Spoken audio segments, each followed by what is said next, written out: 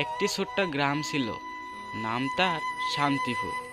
গ্রামটি খুব সাধারণ, কিন্তু মানুষের মন ছিল অনেক বড়। সেই গ্রামে থাকতো একটি কিশোর, নাম তার আরিফ।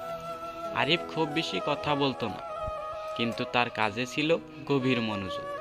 গ্রামে বিদ্যুৎ প্রায় থাকতো না, সন্ধ্যা নামলেই চারদিকে অন্ধকার হয়ে যেত।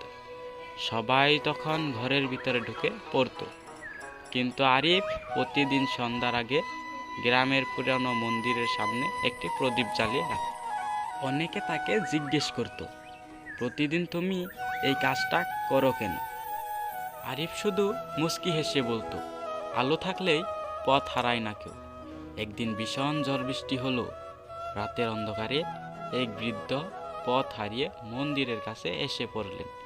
সেই জ্বলতে থাকা ছোট্ট প্রদীপের আলো দেখে তিনি নিরাপদে আশ্রয় পেলেন। পরদিন গ্রামবাসীরা বুঝতে পারল, নীরবে করা ছোট্ট ভালো কাজও অনেক বড় উপকার করে।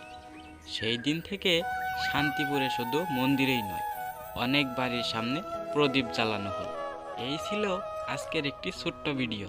ভিডিওটি যদি ভালো লাগে সবাই লাইক সাবস্ক্রাইব করে পাশে থাকবে।